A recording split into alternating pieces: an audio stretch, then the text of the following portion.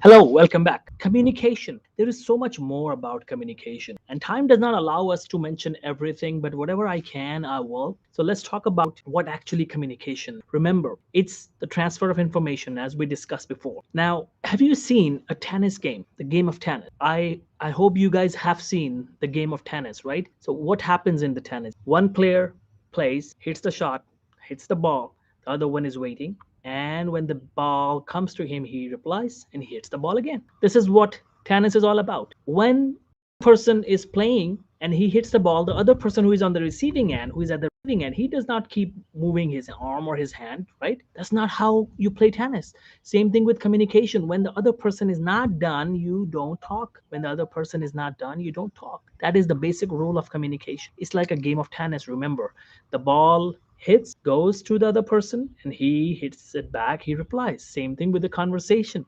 You say something, the other person receives it, and then he replies. He receives it, he replies. Now you receive it, you reply. This is how we communicate.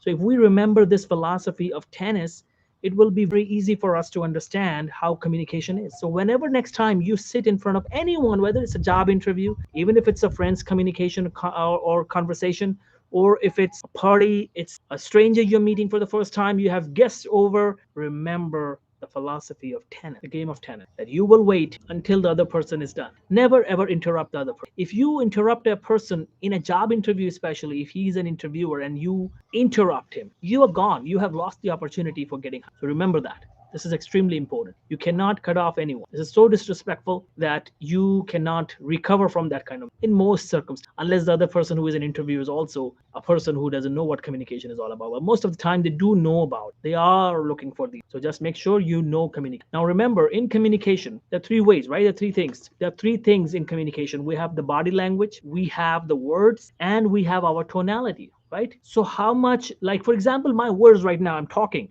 how much are the words powerful? Remember, experts believe it's 7%. It's 7%. The 7% is the power of communication. 7% of communication is just through words. 38% is the tone. 38% is the tonality. So what is the number? 7% is the words, 38% is the tonality of your language. Like the tonality, you go up and down, right? If you want to make an impact, if you really want to communicate, you cannot be monotonous. So your tonality makes a difference, and your tonality actually suggests if you're asking a question or if you're making a point. So that's why communication is dependent upon tonality. Of course, words are but 7%, 7 to 8% is the power of words, but 38% is the tonality. And comes the main 55%. 55% is the more than 50% is actually the body language. So people tend to see your body language. So you need to develop a good body language. If you are saying something, you are communicating something. So if you go to a job interview, you should be erect, you should be straight, you should have a positive body language. Don't cross your arms like this. It gives a negative impression. Nobody appreciates it. Nobody likes it. You heard of this, right? Before, you must have heard this before, that crossing arms is negative body. It means you are defensive. So don't do that in the job interview. If you meet anyone, don't do that. If you are on a date, don't do that. Your positive body language, open chested, straight, moving your arms, smile, all of this counted as a body language. Your eyebrows. Look, my eyebrows go up and down, right? These are the parts of body language. If my eyes go up and my eyes smile, that means I'm happy. I like to meet with you. And this gives a positive impression to the other person who is out there, who is listening to you. So remember, body language, number one, then the tonality, and then the words.